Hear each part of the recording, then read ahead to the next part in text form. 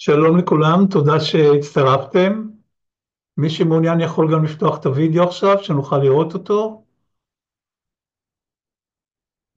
כמה מילים על החוג להנאה מדינית של מפלגת הדמוקרטים. קודם כל, שמי שלום דסקל. אני רוצה גם להודות למר איציק שחף שנמצא פה איתנו היום. הוא מייסד החוג, הוא גם יו"ר ותיקי התנועה, ובעצם אני ממשיך דרכו בנושא של החוג. המטרה של החוג במסגרת מפלגת הדמוקרטים היא בעצם למצוא את הדרך שבה נוכל גם להגדיר וגם ליישם חיים משותפים עם השכנים שלנו ובמיוחד עם הפלסטינים שסובבים אותנו. אנחנו היום נראה מספר הרצאות ורעיונות שקשורים לתחום הזה, כל אחד מזווית אחרת, כאשר אולי אני אשתף אתכם קצת במחשבות שיש לי בנושא הזה לגבי המצב שאנחנו נמצאים בו. לפני, קודם כל אתם שומעים אותי טוב? כן, מצוין. לפני כמה שנים טובות פגשתי איזה איש של שירותי הביטחון הכללי, שיש לו המון ניסיון בכל הנושא של עבודה מול הגורמים של העוינים לישראל. הוא אמר לי שאחד הדברים שהוא המזל של מדינת ישראל, לדעתו כמובן, זה שהאויבים שלנו שהם הערבים, יש בהם המון זרמים, ובין הזרמים האלה יש המון שנאה, ואפילו הרבה פעמים מאבקים. הסכנה הגדולה למדינת ישראל, כמו שהוא ראה את זה, זה אם יום אחד באמת הם יצליחו להסתנכרן ולהתאחד בצורה שהם יתקפו אותנו באופן כזה שיהיה מסונכרן, זה יכולה להיות הסכנה הגדולה ביותר למדינת ישראל. הוא אומר, למזלנו, הוא מאמין שהם לא יצליחו, למרות שהשביעי באוקטובר הוכיח שזה לפחות ברמה התכנונית, זה היה הרעיון שהביא אותם להתקפה הזו. אחד הדברים שמצילים את מדינת ישראל בזמן משבר, ואתם מכירים את זה טוב מאוד, זה הערך שעומד מעל הכל, וזה שכל ישראל ערבים זה לזה.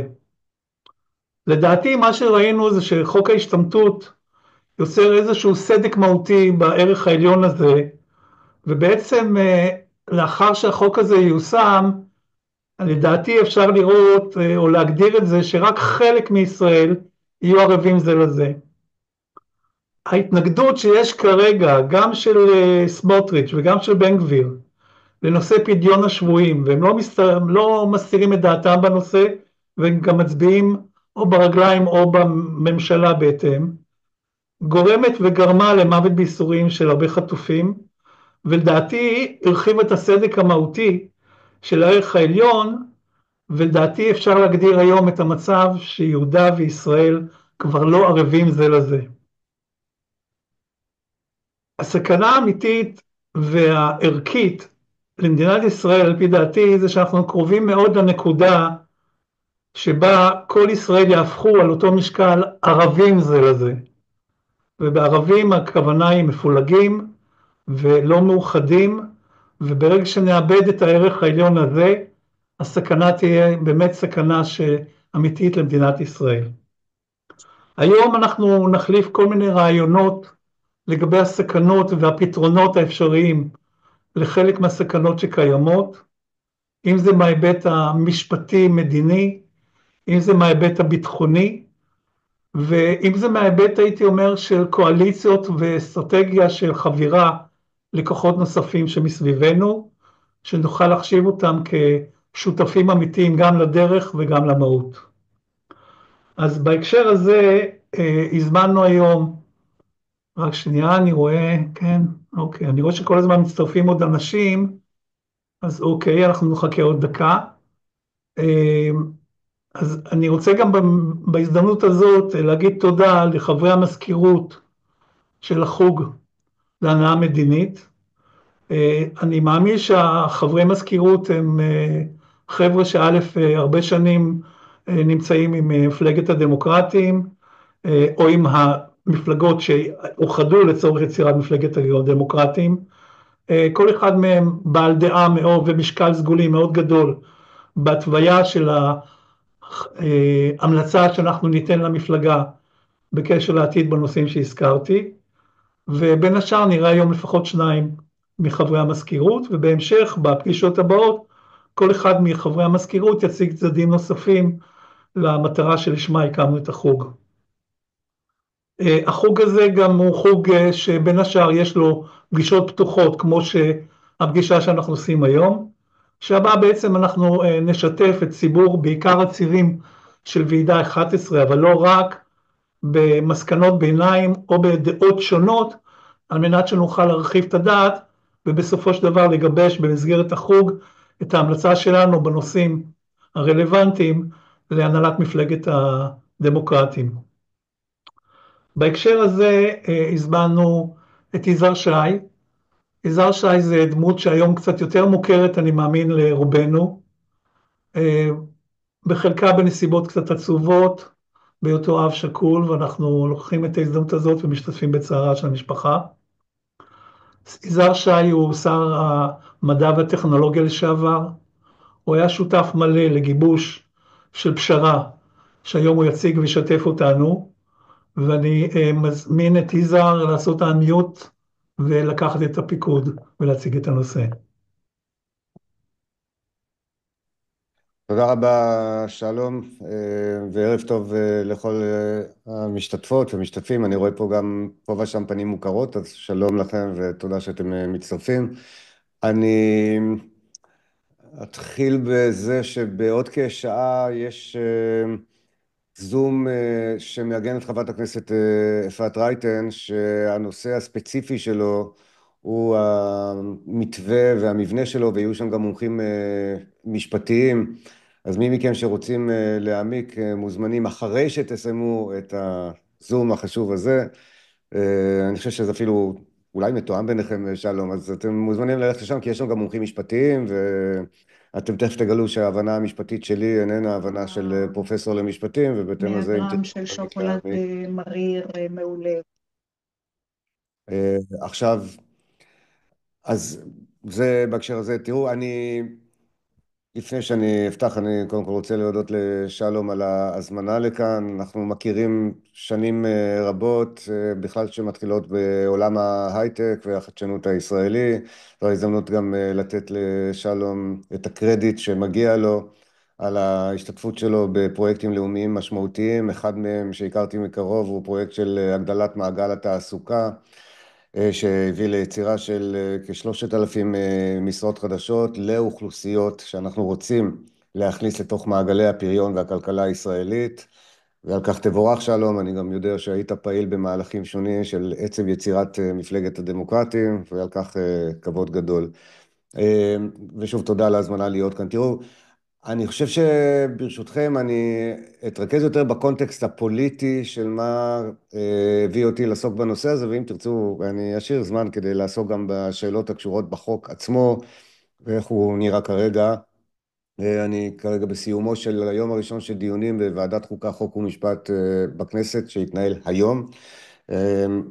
אני רוצה לציין שיש לכם ייצוג מצוין בכנסת, אני בטוח שאתם יודעים את זה, אבל הנוכחות של חברת הכנסת לזימי ורייטן וגלעד קריב היום בוועדה הייתה משמעותית, ייצוגית מאוד, לוחמנית ונחושה, ואני לא אומר את זה בהתנסות חלילה, ואני אומר את זה בהערכה רבה, ובאמת אני חושב שהם עושים עבודה מצוינת בייצוג של הקהל ששלח אותם לכנסת. אני חוזר להקשר הפוליטי. תראו, הרעיון המסדר היום של פעילות האופוזיציה בכנסת אומר את הדברים הבאים. תחת הכותרת קץ כל התביעות, האופוזיציה אומרת, לא יהיה ואין מקום לשום דיון בכל נושא חקיקתי משמעותי שנוגע בחקיקת הליבה, חוקי יסוד, חוק יסוד השפיטה, ועדה לבחירת שופטים, חוקים נוספים. לא יהיה, ואסור לדון בחוקים האלה. זו ממשלה שאיננה ממשלה לגיטימית, ועצם הדיון בנושאים האלה תוך כדי מלחמה הוא נושא חמור שמחזיר אותנו לימי ההפיכה המשפטית אי שם בשנת 2023. בנוסף לזה, הרעיון המכוון של האופוזיציה אומר שיש דברים משמעותיים שחייבים לטפל בהם, חוק ההשתמטות, חייבים להסיר אותו מעל סדר היום. זה חוק חמור ביותר, וגם הוא באמצע המלחמה רק מחמיר את הנושא הערכי, ובנוסף לזה צריך להקים ועדת חקירה ממלכתית, זה נושא משמעותי וחשוב, ומעל כל אלה, כיוון שזו ממשלה לא לגיטימית, היא צריכה לקבל על עצמה אחריות, היא צריכה להתפטר אחרי הקמת ועדת חקירה ממלכתית ולגשת לבחירת העם. זה הרעיון המסדר של האופוזיציה, ולכן אין מה לדבר ואין מה לדון, בטח לא בחוקים שנוגעים לעצם האופי החוקתי של מדינת ישראל. אתם שואלים אותי, אני חושב שזה רעיון מסדר נכון, אני מזדהה לחלוטין ערכית עם כל מה שהאופוזיציה אומרת היום, וכל ראשי האופוזיציה, אולי אפילו מתואמים ביניהם, אבל מיאיר גולן, בואכה יאיר לפיד, בני גנץ, גדי איזנקוט, יכול להיות שאפילו ליברמן, כולם אומרים אותו דבר, אין על מה לדבר, נקודה. הבעיה היחידה בגישה הזאת היא שהקואליציה לא ממש מתרגשת. הקואליציה ממשיכה בשלה. הדוגמה הכי כואבת היא כמובן חוק ההשתמטות, שעלה לדיון ראשון בוועדת חוץ וביטחון. זה חוק, לא רק שהוא חוק רע, זה חוק שבאמת נוגד את ערכי היסוד, בטח של כל מי שנמצאים כאן, אני חושב של רוב אזרחי מדינת ישראל, כולל מצביעי ליכוד וציונות דתית ואחרים. זה חוק מושחת, חוק שמנציח אי שוויון בנטל, עוול נוראי בשיאה של מלחמה, אבל הממשלה לא מתבלבלת, הממשלה מגישה את החוק הזה, ובהערכה פוליטית זהירה, אני לא פרשן פוליטי, כל אחד מכם שיעשה את הערכה שלו. החוק המזעזע הזה, שצריך היה להיזרק לפח האשפה של ההיסטוריה, בכלל עם האות הראשונה שמישהו כתב בטיוטה שלו, החוק הזה יעבור בכנסת, חברים, בצורה כזאת או אחרת, וזה רק המחשה לכך שהממשלה לא ממש מתרגשת מזה שהאופוזיציה טוענת שאין בו שום דבר לגיטימי. יש שם שתי ברירות, או שהוא יעבור או שהממשלה תתפרק, כולנו אני מניח בקבוצה הזאת שנמצאת כאן מעדיפים את האופציה השנייה, אני מעריך פה בצורה מאוד זהירה, אני לא חושב שזה מה שיפיל את הממשלה הזאת לצערי הרב, ולכן כנראה שתצורה כזאת או אחרת מושחתת, מכוערת ובעלת סממנים של עוול נוראי בכל ההקשרים, זה יעבור בסופו של דבר כנראה, ואין דבר שהאופוזיציה יכולה לעשות. אין מספיק ידיים באופוזיציה, להפך, הן הולכות ומתמעטות. בדיוק דיברה איתי פרשנית פוליטית ואמר, רגע, אבל איתמר בן גביר עזב את הממשלה. אני לא רואה את איתמר בן גביר מפיל את הממשלה הזאת, ולכן, לא יודע, אבל אני לא פרשן. אותו דבר בנושא של החוקים השונים שקשורים בשינוי המשטרי, ההפיכה המשטרית, או איך שהם קראו לזה בצורה מעוותת הרפורמה המשפטית. יש סדרה של חוקים שאילו יכלו הם היו מעבירים אותם, והם לא העבירו אותם כי הייתה מחאה והתחילה מלחמה, היו הרבה דברים שקרו בשנת 2023 והם עכשיו חוזרים.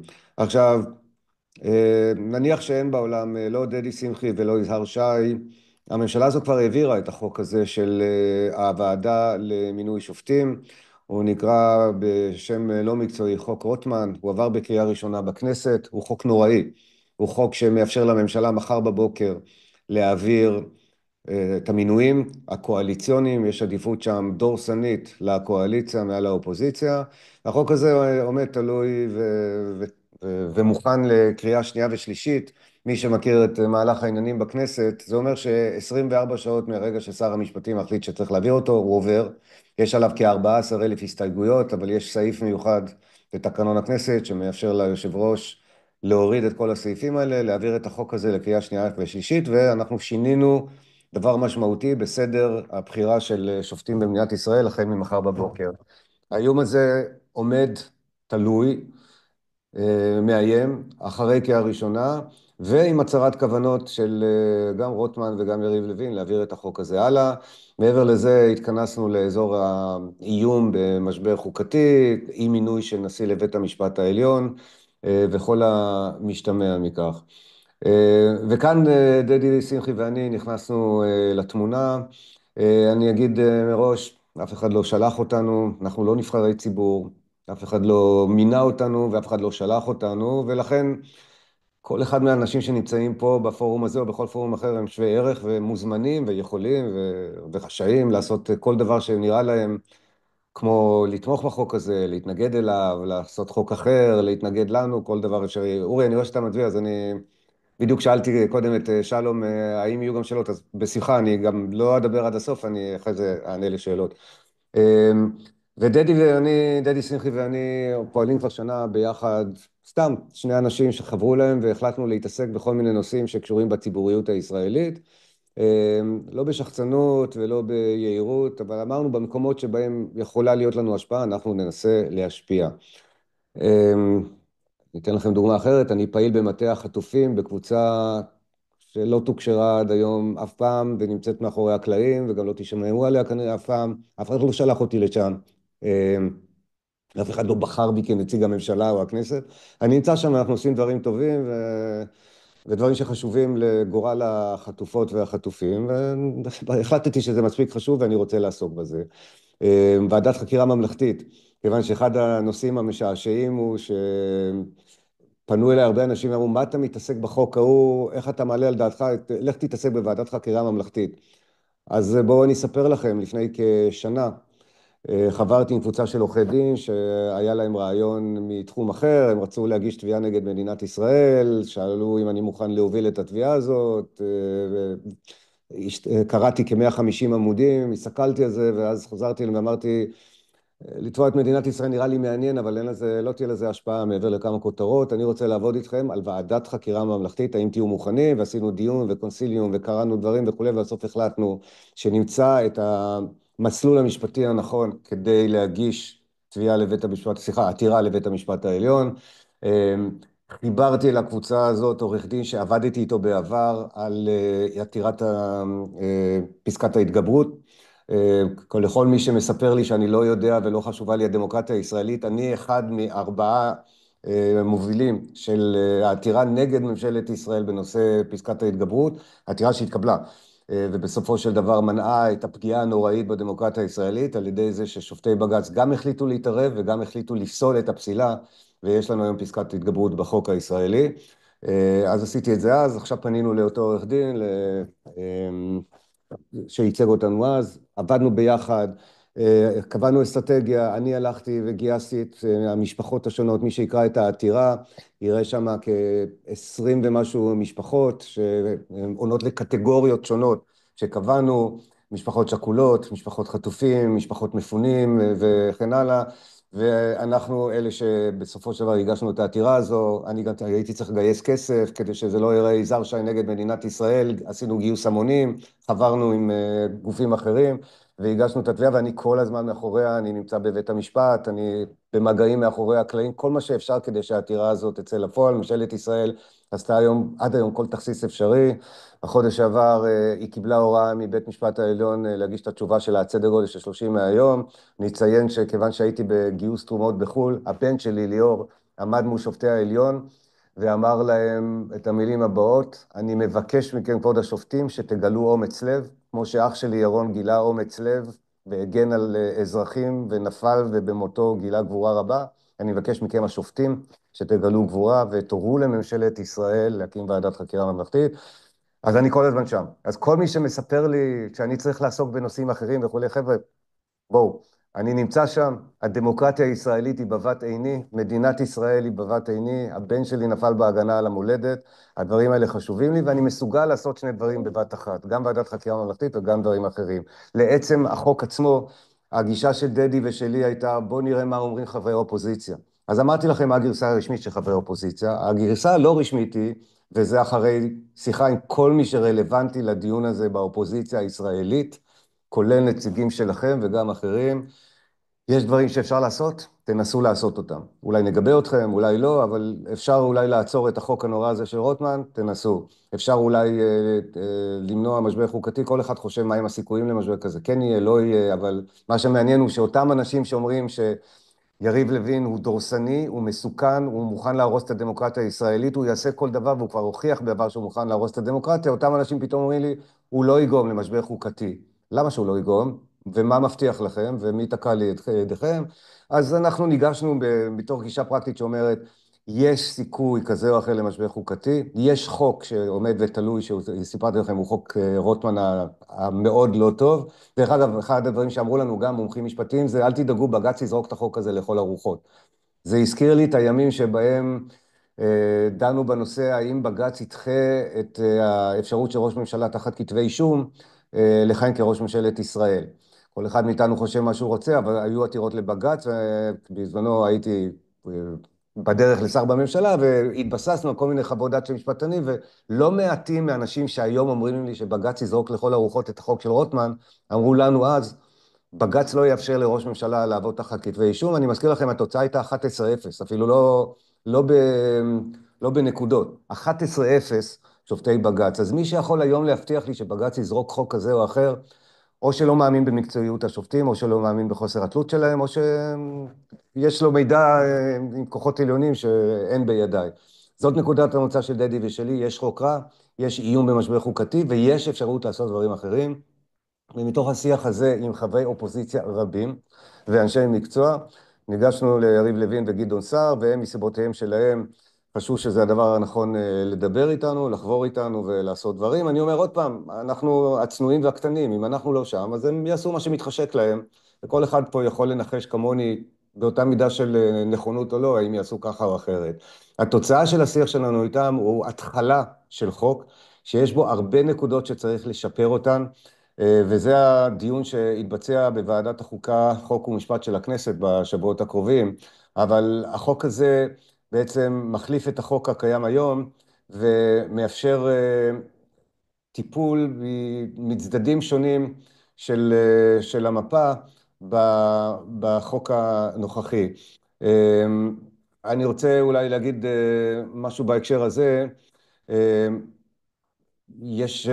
אני לא אכנס ממש לדיון אלא ככל שתרצו, אבל כמה דברים גדולים שחשוב לזכור לגבי החוק הקיים היום, והוא החוק שאנחנו מגינים עליו בחירוף נפש. קודם כל היום נאמר בוועדת חוקה, חוק ומשפט בכנסת, משהו שלא ידעתי, כשנכנס תיקון גדעון סער לתוקף בשנת 2008, הייתה התנגדות חריפה ביותר של בית המשפט העליון, ואמרו שם דברים מאוד חריפים ומאוד קשים, השופטים לא רצו שייכנס התיקון הזה לתוקף. אני באמת חושב שמתווה גדעון סער הוא לא ממש אידיאלי, ותכף אני אגיד עליו כמה מילים, אבל בית המשפט הזה התנגד, וזה אותו בית משפט שהיום מגן בחירוף נפש על החוק הנוכחי. אני לא חלילה מעביר ביקורת וקטונתי מלהעיר לשופטי בית המשפט, אני חושב שזה טבעי שאנשים יתכנסו למקום שהם יותר מכירים והם גם יותר מרגישים בטוחים בו, ואין לי טענה לשופטי בית המשפט, אבל מה שאמרתי לכל מי שהעביר עלינו ביקורת על דדי ועליי, סך הכל דדי מה הוא מבין, יש לו תואר שני במנהל עסקים, מה אני מבין, אני מהנדס אלקטרוניקה, אבל אמרתי לאנשים, הדיון פה הוא יותר דיון לוגי, והוא דיון על הדמוקרטיה הישראלית, הוא לא דיון חוקתי, גם כל הטיעונים שזרקו כנגדנו, עד היום היו טיעונים לוגיים של איך זה ישפיע על הרכב הוועדה, האם זה יתר פוליטיזציה או לא, והם דיונים כבדי משקל, אבל הם לא טיעונים שלכבודם אתה צריך להיות בעל תואר שלישי במשפטים, וגם לא טוען 20 שנה, וגם לא שופט עליון לשעבר. ואת הדברים שאמרתי לכם עכשיו, אמרתי בלי למצמץ, אל מול פורום מאוד נכבד של אנשים שאני מאוד מעריך אותם, במכון הישראלי לדמוקרטיה בשבוע שעבר, בכנס עם דורית בניש וסוזי נבות ורוזנאי וכל מי שאתם חושב עליו שהשם שלהם עלה בהקשר הזה היו שם, כי זה היה כנס על הדמוקרטיה הישראלית במבחן החוקתי שלה, אולי חלק מהאנשים פה היו שם. אמרתי את אותם דברים, לכן אני אומר גם לכם, אני עוסק בנושא הזה בלי להתבייש, בלי למצמץ, כמו שכל אחד מכם רשאי לעסוק בנושא הזה, או כמו שאמרתי להם גם במכון הדמוקרטי, יש חברת כנסת שהיא במקרה גם מייצגת אתכם בוועדת חוץ וביטחון, שהייתה סמלת בצה"ל. היא לא הייתה קצינה, היא לא הייתה גנרלית, היא לא הייתה... אבל היא עושה עבודה מעולה בלחקור את הגנרלים, ובלהחליט החלטות שנוגעות לביטחון ישראל, בלי שיש עליה דרגות אלוף. היא לא עושה קורס פום, והיא לא השתתפה בתכנון התקיפה באיראן, אבל יש לה זכות ויש לה החובה להתעמק בדברים ולהסתכל עליהם כאזרח מן השורה, וזה בדיוק מה שאנחנו עשינו פה. כמה מילים על החוק הקיים היום, שהוא חוק לא רע, אבל אחר שמאיימים עלינו בחוק אחר, אז אנחנו נחלצנו לעשות שינויים ותיקונים. מי מכם שיעשה את משחק הלוגיקה, לראות לאן החוק הנוכחי יכול לקחת אותנו, זה שאנחנו חלקנו מקדשים אותו היום, החוק הזה 10 שנים מהיום יכול לגרום לבית משפט עליון בישראל, שהוא בית משפט מאוד מאוד שמרני, אני לא רוצה להגיד ימני, כי זה לא יפה להגיד על שופטי העליון ימנים או שמאלנים, אז אני אגיד בית משפט מאוד שמרני. הוא יכול להוביל לכך שוועדת בחירת השופטים 10 שנים מהיום, 15 שנים מהיום, מורכבת מקואליציה דורסנית כמו הקואליציה הנוכחית, אבל היא גם לא מאפשרת לאופוזיציה להתבטא. מי מכם שמכיר את מבנה הוועדה לבחירת שופטים, נהוג, לא כתוב בחוק, אבל נהוג לשים חבר אופוזיציה, לא חייבים. משום מה הממשלה הזאת קיבלה את המנהג, אבל הממשלה הבאה בראשות חלילה בן גביר, או אפילו חס וחלילה נתניהו פעם עשירית, יכולה להחליט שלא שמים את קארין אלהרר, שמים את שלמה קרעי בוועדה הזאת, ואז יש 4 חברי קואליציה בוועדה. השופטים בבית המשפט העליון בהדרגה יכולים לשקף שינויים במגמות הבחירה והדמוגרפיה בישראל, ולהיות גם הם שמרנים, ונציגי הלשכה של עורכי הדין שאנחנו רוצים להחליף אותם, יכולים גם להם להיות נציגי הקואליציה באופן משתמע, כמו שכמעט קרה לפני שנבחר עמית בכר, הרי אפי נווה התמודד איתו, ואפי נווה כבר היה שם קודם. אז בואו, במצב שהחוק היום מאפשר, יכולנו להיות בוועדה למינוי שופטים דורסנית לחלוטין, שממנה שופטים אך ורק מצד אחד של המפה הפוליטית, ולנו אין מה לעשות. אין שום דבר לעשות, כי החוק הנוכחי לא מאפשר לנו לעשות כלום, ופה אנחנו הכנסנו מספר תיקונים. האחד הוא, על פי החוק החדש, חייב להיות חבר אופוזיציה בוועדה, חייב, לא מנהג ולא על פי רצונו הטוב של שר המשפטים, חייב להיות. דבר שני, יש זכות וטו לאופוזיציה על מינויים. זכות וטו, לא צריכים פה, שם וכולי. כלומר, אם הקואליציה מביאה באופן דורסני, אז האופוזיציה, שהיא תמיד נמצאת במקום החלש, מקבלת את זכות הווטו. עכשיו, אנחנו צריכים לקחת בחשבון, אני מקווה שזה המצב, שלפעמים אנחנו באופוזיציה, לפעמים אנחנו בקואליציה, ואז זה מגן על כולנו. אם אנחנו היום באופוזיציה ותוקפים אותנו, היום כולנו מרגישים בנוח, כי גם מבנה בית המשפט הוא נוח לנו, גם מבנה הוועדה הוא נוח לנו, וגם יש לנו עוד נציגה שם, אבל אחרי זה רק עניין של קוניונקטורה. זה לא החוק מגן עלינו, זה צירוף הנסיבות.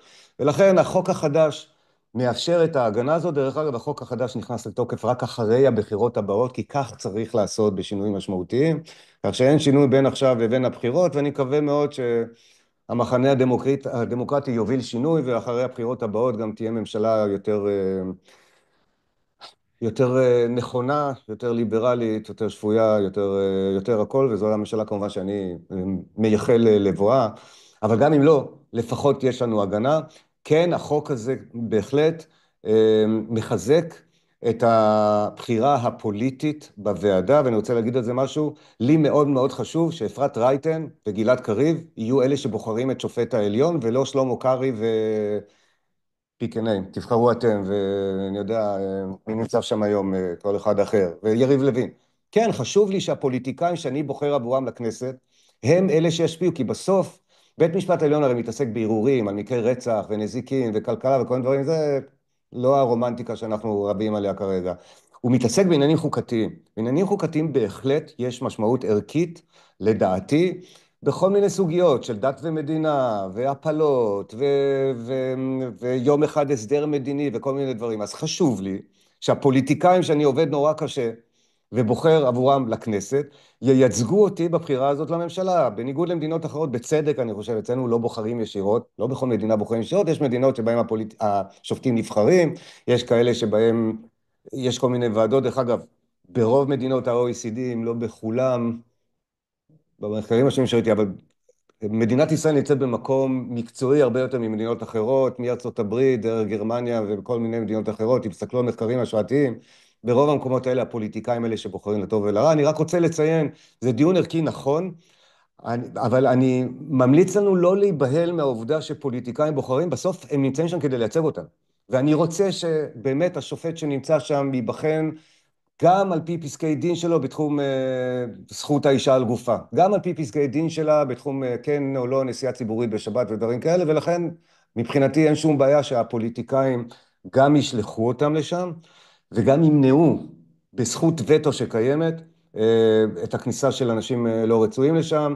יש עוד מנגנונים שנמצאים בחוק הזה, ואני לא אכנס לכולם, אם תרצו אפשר לפרט. יש מנגנון בעייתי שהכרזנו עליו כרגע כטיוטה לדיון, שבכל מקרה מאלץ בחירה, כי הדדלוק שקיים היום במערכת הוא דדלוק רע. אחד הבעיות בחוק הנוכחי, שהוא מאפשר לשר המשפטים להתעלל בוועדה, ובעצם יש כבר חוסר בשלושה שופטים, עוד מעט 4 שופטים שיהיו חסרים, זה עניין שירותי, זה עניין מאוד בעייתי שמזיק גם למעמד בית המשפט וגם לשירות שהוא נותן לציבור.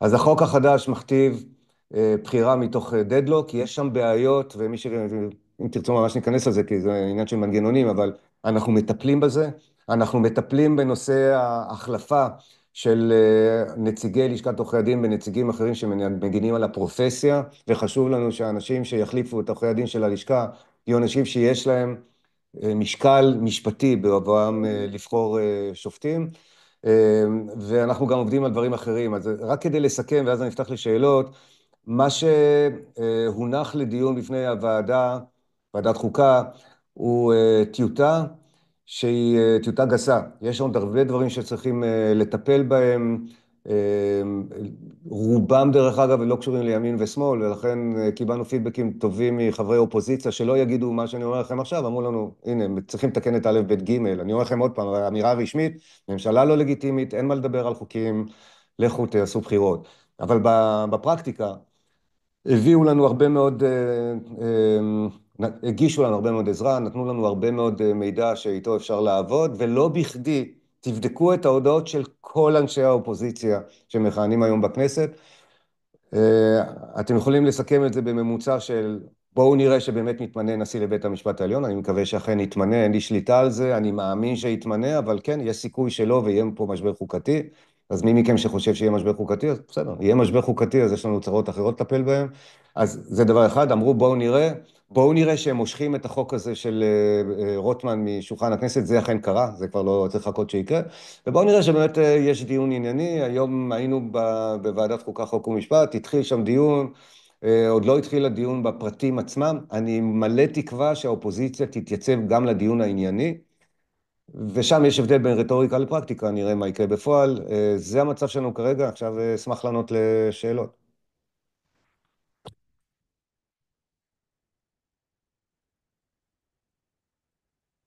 אני ראיתי שאורי הרים את היד, אני לא יודע אם יש אחרים, אבל...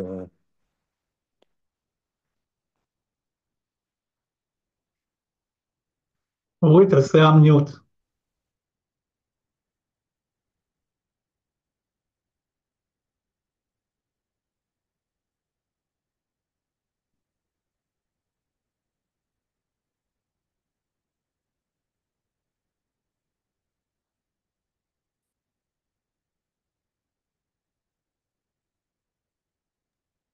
סליחה, משום מה זה לא נלחץ לי המיוט, ותודה על הנה גם נעשה lower hand, הנה זה כן נלחץ דווקא.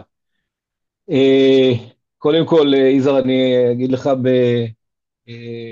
בפניך, אמרתי לך את זה כבר גם בארבע עיניים, אני לא בהקשר הזה, אנחנו מכירים יותר מאשר, לא הרבה כמו שאתה מכיר את שלום, אבל גם כבר כמה שנים, ומאוד מאוד מעריך את העשייה הציבורית שלך, את העמדות שלך, וגם את הנכונות, כמו שהיא באה לידי ביטוי, גם ביוזמה הזאת, לא להיות מתבונן מהצד, אלא לקחת יוזמה. אני מניח שגם כמו שלום, וגם אתה, עם הרקע שלכם של יזמות טכנולוגית, זה כנראה לא מפתיע, וזה מצוין שיש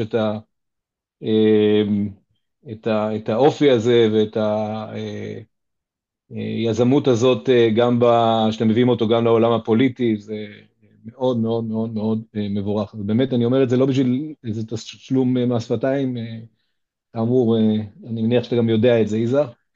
תודה רבה, מעריך את זה.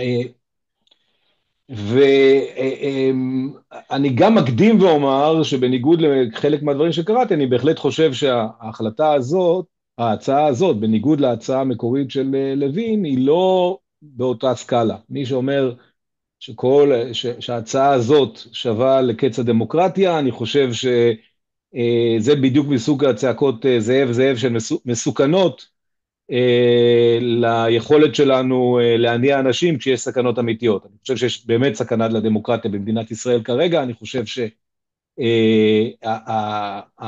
מה שלוין כינה כרפורמה משפטית, מה שאנחנו כינינו בצדק כהפיכה משטרית, אכן הייתה הפיכה משטרית, וההצעה הזאת שאני מיד אגע בעיניי בבעיות שלה, אבל היא לא באותה סקאלה. היא סטייה מהמצב הנוכחי, והיא הולכת לכיוון הפוליטי, אבל היא לא סכנה למשטר הישראלי. אני חושב שזה חשוב להגיד את זה, וזה גם נותן תוקף, אני מניח, לסיבה שבגללה נכנסת לאירוע. עכשיו אני קצת אגיד איפה כן הביקורת שלי. תחילת הביקורת שלי נובעת קודם כל מאיזושהי מחלוקת שכנראה אנחנו לא יכולים, או לא מחלוקת, אלא קריאה, הערכה של המצב הפוליטי. אני לא, בניגוד אליך, לא מעריך שלוין ורוטמן יכולים להעביר את התוכנית הסתנית שלהם, הזדונית שלהם. אני לא בטוח שהם אי פעם יכלו להעביר אותה, בטח אחרי 7 באוקטובר, בטח עם כל הסיטואציה הנוכחית. אני לא חושב שהם יכולים פוליטית לעשות את זה, אני חושב שהמחאה וכל מה שקרה עד 7 באוקטובר הוכיח להם שהם לא יכולים לעשות את זה, וגם לדעתי נתניהו גם לא היה נכנס לזה, אני לא מעריך שזה היה קורה, ולכן באיזשהו מקום עצם הכניסה שלך וגם של דדי, אבל בעיקר שלך, כי בסוף אתה מייצג, בין אם אתה נבחרת לזה או לא, אתה מייצג אותנו, את המחנה הליברלי, כי אתה דמות מוכרת בו, גם כיהנת כשר, כלומר אתה כן, ופה יש כן איזושהי, שוב, בגלל שוני בהערכה של המציאות, שאני מניח שאנחנו לא יכולים לבדוק אותו גם כן. בטח עכשיו שזה כבר נכנס לסד פעולה אחר. אני כן חושב, וזה אני אומר עוד לפני 7 באוקטובר, קל וחומר אחרי 7 באוקטובר, אני חושב ומי שמכיר את הפעילות שלי יודע שאני רחוק מלהיות אדם שמחרים, אני נפגש עם אנשים באמת וקהלים, באמת רחוקים מאיתנו מאוד, אני מאוד מאוד מאמין בהידברות, אני מאוד מאמין גם להשמיע וגם לשמוע, לכן אני מסייג מה שאני אומר, אבל יריב לוין, האיש הזה בעיניי צריך לעמוד לדין. אגב, אמרתי לו את זה גם בפנים באולפן טלוויזיה, אותו דבר גם לשמחה רוטמן, אני חושב שאנשים האלה צריכים לעמוד לדין.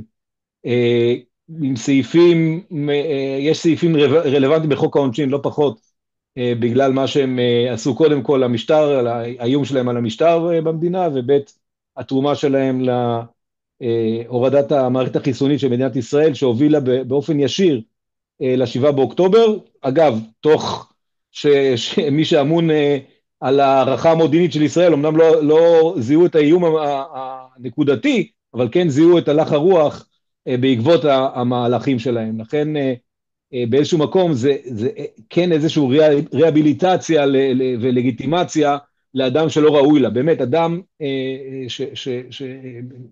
מגדולי האויבים שקמו לנו מבפנים, ואני לא אומר את זה בקלות, אני בדרך כלל לא משתמש בכאלה מושגים, אבל הם קנו את זה ביושר. לגופו של עניין, אני חושב שאתה קצת התייחסת לאחת מעקבי האכילס שלכם, שזה הסיפור של הדדלוק שתוך שנה, שאז צריך להגיע להכרעה מ3 מועמדים מכל צעד או משהו כזה.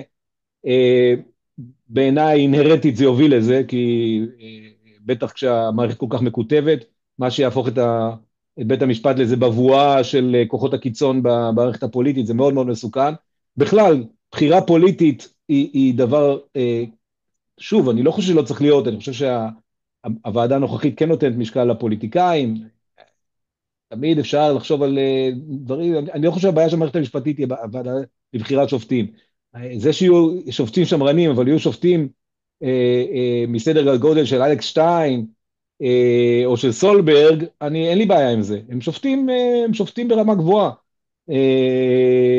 אז הם לא יודע מה הם מצביעים בקלפי, אבל הם שופטים ברמה גבוהה. החשש מאנשים כמו בקשי וכאלה, הוא באמת או איינהורן או כל מיני כאלה, ואגב, יכול להיות שגם אצלנו בצד שלנו יש כאלה, אני לא יודע, זה כבר סיפור יותר מסוכן. הצד שלנו הוא בדרך כלל הרבה יותר ממלכתי, ולכן לא יגיע לקיצונים כאלה.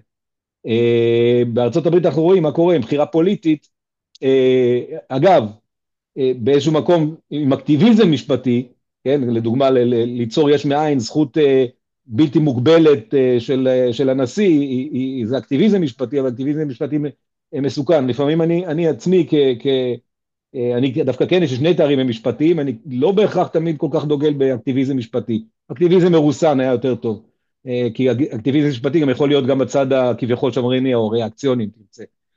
לכן אני חושש קצת מבחירה פוליטית. ועוד דבר שקצת חרה לי, בשבוע שעבר אני יושב בתוכנית שנקראת, אני גם ממליץ לכל המשתתפות והמשתתפים פה לצפות בה, שנקראת מכונת האמת, איזשהו מיזם שנועד לתת משכן נגד למכונת הרעל של ערוץ 14, וערכנו שם שבוע שעבר את עמית בכר, יושב ראש לשכת עורכי הדין, ראש לשכת עורכי הדין, שאלתי אותו, באמת, אינפורמטיבית, בשידור, האם דיברת גם איתו? הוא אמר שלא. אני חושב שיש פה בעיה שהולכים לכאלה מהלכים, בטח שמוציאים מהוועדה לשכה שלפחות כרגע מונהגת על ידי אדם, נכון, היה אפי בנווה, הייתה איזה... סליחה, צריך לסכם בבקשה. כן. אז אני אסיים בזה, אני חושב שאם זה אכן נכון שלא היה שום פנייה לא ללשכה, ואם אני שומע בין השורות אצלך גם לא לשופטים, בין המכהנים או לפחות בדימוס, אני חושב שזה בעייתי, ואני חושב שזה ניכר בהצעה שלא מספיק נתנה את הדעת בעיניי על הנושאים האלה. תודה. תודה. יש לי זמן לענות בקצרה, שלום? תודה. אז אורי, קודם כל הנקודות שהעלית הן טובות וחשובות. אני אלך מהסוף להתחלה, ואני מקווה שאני אזכור לפחות את עיקרי הדברים. עמית בכר ואני אמורים להיפגש בימים הקרובים. אנחנו נדבר על הדברים. אני באופן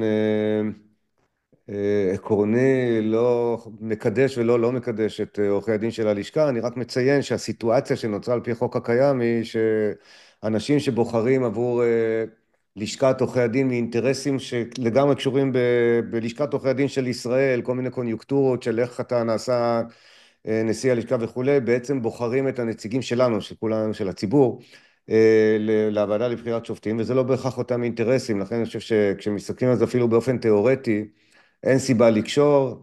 ושמעתי את כל זה, אני אפגש עם עמית בימים הקרובים, ואני בטוח, כיוון שאני הייתי בין אלה שפעלו למען בחירתו, בטוח שאני מעריך אותו באופן אישי, ואני בטוח שהיו לו גם רעיונות טובים. לגבי שופטי העליון, אני אגיד שהיו לנו פגישות רלוונטיות, אני לא יכול לפרט יותר מזה, אבל אפשר גם להסתכל על מה שנאמר היום בשם שופטי העליון בכנסת. היועץ המשפטי לבית המשפט העליון ייצג את עמדת השופטים, והיא חד משמעית התנגדות לחוק הזה על כל שינוי שבו, ואני מכבד את זה. לגבי עצם הנושא של מה שאתה קורא שיתוף פעולה עם יריב לוין, חשוב לי שאנשים יבינו, אני משתמש פה באנלוגיה, ואנא מכן, אל תיקחו אותה לקצה, כי היא רק לצורך האנלוגיה. אם אני נכנס לחדר ויחיא סינואר יושב מולי, ואני יודע שיש לו מפתח לשחרור החטופים, יש שתי גישות. גישה אחת של חלק ממדינות העולם המערבי, או רוסיה למשל, לא מדברים עם סינואר. שיעשה מה שהוא רוצה, אני לא מדבר עם אנשים, ולצורך העניין, אני מניע המשטר הרוסי, אני הורג 100 ומשהו בני ערובה בבית קולנוע במוסקבה, כי לא מדברים עם מחבלים, נקודה. ממשלת ישראל, לעניות דעתי בצדק, דיברה עם רבי המרצחים, הזוועות האנושיות שגרמו לנו לאסון הגדול ביותר בתולדות המדינה, כדי להביא אנשים הביתה. זה לא אומר שממשלת ישראל מאמצת באהבה את אותם מרצחים, זה לא אומר שהממשלה חושבת שהם מלאכי שרת, וזה לא אומר שום דבר, זה אומר שעושים מה שצריך כדי להביא חטופות וחטופים הביתה. תשאלו את בן גביר, זאת הייתה טעות, תשאלו את רוב אזרחי ישראל, היינו צריכים לדבר עם המרצחים האלה, עם יימח שמם וזכרם. גם הבן שלי איננו איתי בגלל בני עוולה האלה, אבל אני לגמרי בעד לדבר איתם כדי להביא את רומי הביתה, ולהביא בשבוע הבא את מי שיגיעו וכן הלאה. עכשיו, יריב לוין חס וחלילה, אני שומע מה שאתה אומר, בסדר, אבל הוא בטח, אני לא משווה אותו למחבלי חמאס, בטח לא לסינואר וכו'. יריב לוין מוביל משהו שלדעתי מסכן את הדמוקרטיה הישראלית. אם אני נוקט בגישה שלך, אורי, שיעשה, מקסימום יהיה משבר חוקתי וכו'. לא, אני אומר, אני מנסה ליצור איתו מגע, אני מנסה לשפר את המצב, ואני מנסה לעשות דברים כדי שהמצב ישתנה. עכשיו, האם הדברים היו משתנים לחיוב אם לא הייתי עושה שום דבר. לדעתי לא, לדעתך כן, אני מכבד את זה. ההיסטוריה לא יכולה להוכיח כי זה כבר קרה. אבל גם אתה אומר לי שהחוק הנוכחי שאנחנו מציעים שיש בו הרבה בעיות, הוא הרבה יותר טוב מהחוק שעבר קריאה ראשונה והיה במרחק של יממה מאישור בכנסת. אני מאמין שלא יהיה משבר חוקתי, אז לא משנה מה, אפילו האחוז הקטן שמישהו חשב דרך אגב, יש חברי מחאה, חברים שלי לנפש ללוחמה בהגנה לדמוקרטיה, שאומרים, עדיף שיהיה משבר חוקתי. נצא לרחובות, יהיו פה מהומות, עדיף כבר שיקח את זה עד הסוף. אני, לעניות דעתי, לא, ואני אעשה כל מה שאפשר כדי למנוע משבר חוקתי במדינת ישראל, הגם שמשבר חוקתי יכול מאוד לחמם את המחאה ולתרום לה. אני לא חושב שזה טוב. אני יזהר, אם הקטן חושב... אפשר בבקשה לסכם. כן, אז אני אגיד ככה, חבר'ה, קודם כל, אני מציע לכל מי שהנושא הזה חשוב לו מאוד, לשמוע גם את המוזיקה. לא לקבוע דעה נחרצת. יש המון סימני קריאה ששמעתי בימים האחרונים שמבוססים על חוסר הבנה או חוסר ידיעה. אני חושב שצריך להצטייד בהרבה מאוד כלים והבנה כדי להבין בכלל מהו הרעיון המסדר, למה האופוזיציה לא באמת מתנגדת בתוקף כרגע לחוק הזה, ולמה הרבה מאוד פרופסורים שדיברנו איתם התגייסו כדי לעזור לעשות את השינוי הזה, כי הם מבינים מה האופציה האחרת. אני אסיר תודה לכל משוב, כולל זה ששמענו עכשיו מאורי, וגם לכל ביקורת, אני מכין ראשי. בסופו של דבר, כמו שאמרתי לכם, יש לי אליבי. אני אוהב את מדינת ישראל בכל נימי נפשי. נלחמתי על ההגנה על הדמוקרטיה והמשיך להילחם עליה. ואני חי מ-7 באוקטובר בידיעה שאני אעשה כל דבר כדי להצדיק את ההקרבה של כל הגיבורות והגיבורים, ביניהם הבן שלי, שנפלו בהגנה על המקום הזה שיקר כל כך לליבנו. ואני מאוד מודה לכם על ההזדמנות לדבר כאן. תודה רבה. יזהר, תודה רבה, באמת היה מעניין. אנחנו נעבור עכשיו ברשותכם להרצאה הבאה.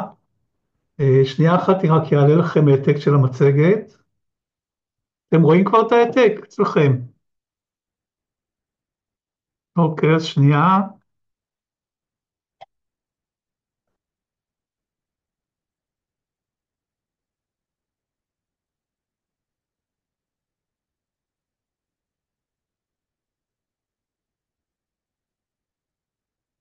רואים. יופי. אז יאללה, בבקשה. רק שנייה אחת, אנחנו פה נעשה עוד משהו קטן בשביל לסדר את זהו, עכשיו זה יהיה בסדר.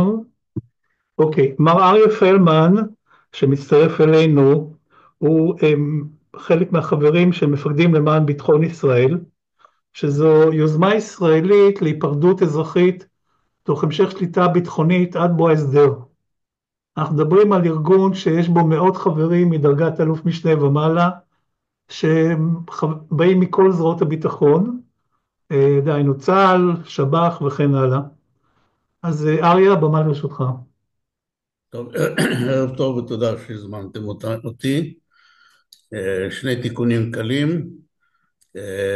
יש לנו כ-50 דיפלומטים חברים בתנועה, דיפלומטים בכירים, כך שאנחנו ארגון די מגוון, גם של אנשי ביטחון, גם של אנשי בזרועות השונים וגם בצד הדיפלומטי, ויש קשר אמיץ בין הדברים, כפי שתראו גם בהמשך. אני אעבור ישר אני יכול להעביר את אני אנסה להעביר לך, לא, אני אצטרך לעזור לך פה ברשותך. לא, תסמן לי מתי אתה רוצה ואני אעביר ברשותך. אם תהפוך אותו להוסט, אז הוא יוכל להעביר בעצמו. כן, אני אנסה לעשות אותו co-host. בואו נראה אם אני אצליח. לא, הוא לא מרשה לי לעשות אותו co-host משום מה. אתה תדע להעביר לך את ההוסט? מה אתה שואל? בוא ננסה בינתיים להתקדם ואני אראה איך אני יכול לעזור לך, בסדר? אוקיי, אז בואו נקפוץ ישר לחזון. ב-2014 כתוצאה תחזרי אחד אחורה, אתה פשוט מקדים אותי. ב-2014 בעקבות צוק איתן התכנסנו כמה בכירים, אלופים ובכירים בשב"כ, בתחושת תסכול נוראית, שאנחנו במין לופ כזה של מצעד איוולת, עופרת יצוקה, עמוד ענן וצוק איתן וכולי, וכל פעם אנחנו מתחילים את המלחמה בנקודה שסיימנו בקודם, אבל עם אויב הרבה יותר חזק. איך בהמשך הגיעו למסקנה שחמאס מורתע, אני לא יודע, אבל זה לא קשור לנושא שלנו. כך שהחזון שלנו בנוי הוא נשמע קצת נאיבי, כן? אבל חזון צריך להיות קצת רחוק ויומרני. אנחנו כמובן שמטרת העל, או היעד הלאומי העליון, זה מדינה בחזון הציוני, מדינה יהודית, דמוקרטית, כן, עם רוב ציוני, רוב יהודי מוצק, ולטעמנו לפחות אין זכות קיום למדינת ישראל ללא רוב יהודי מוצק. זה בעצם נקודת המפנה בין מדינה יהודית ללא יהודית. הנקודה השנייה זה אנחנו זיהינו את הפוטנציאל שהולך ומתגבש סביבנו, ושניתן להגיע להסדרים עם מדינות ערביות מסוימות, ובאמצעותם לקדם גם את הפתרון הפלסטיני, כי לא האמנו ביכולת להגיע לפתרון פלסטיני בילטרלי. אנחנו מול הפלסטינים לא נראה שנגיע, וגם היום אני לא מאמין שאפשר יהיה להגיע בצורה כזאת, זה לא איזשהו מנוף חיצוני. והמרכיב האחרון, שלא התביישנו להגיד, שעקרון שתי המדינות הוא בעצם הפתרון האולטימטיבי, ואני כבר פותח ואומר, אני לא מאמין שאפשר ליישם אותו במציאות הנוכחית, ולכן בסוף עברנו, אפשר לעבור לשקף הבא.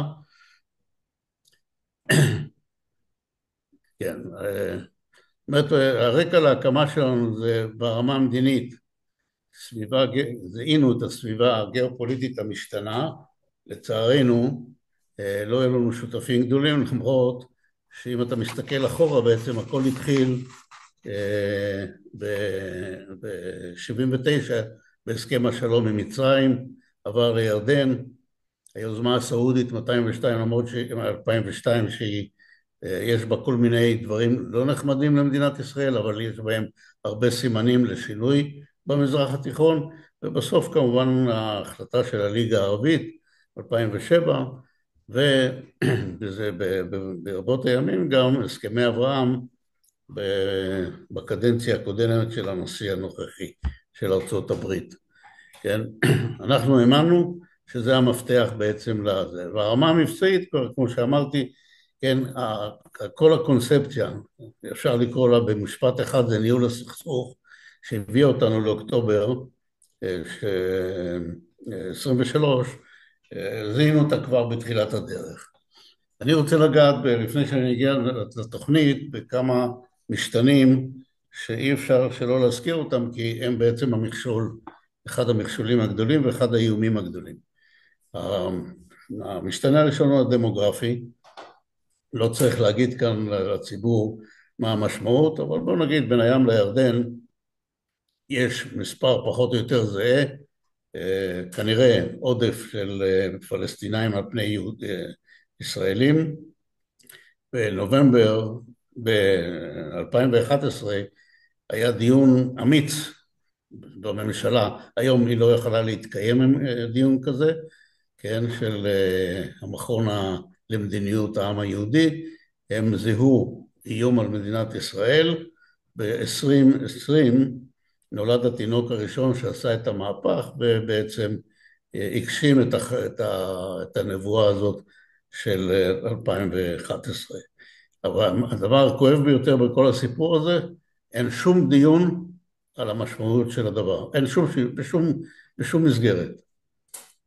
השלושה מרכיבים נוספים שאני רוצה להזכיר, אחד זה שאנחנו מדברים עם קהלים רבים, לא מכירים את מפת יהודה ושומרון, המפה השמאלית אצלי, אני מקווה שזה אצלכם, זה גם כן שמאלית, כן, הארכיפלג של 169 איים, יש לזה משמעות עצומה לכל התוכניות העתידיות, אי אפשר לנהל פה לא אוטונומיה, הרשות הפלסטינית לא מסוגלת להגיע לכל 169 המקומות האלה, יש כ-90 כפרים שלא ראו איש ביטחון או שוטר פלסטיני, ואני לא צריך להגיד לכם מה קורה כשאין שוטר ואין דין ואין דיין, אז יש פשע, וכשיש פשע יש גם טרור, ואחר כך אנחנו מחפשים מה מקור הטרור הזה.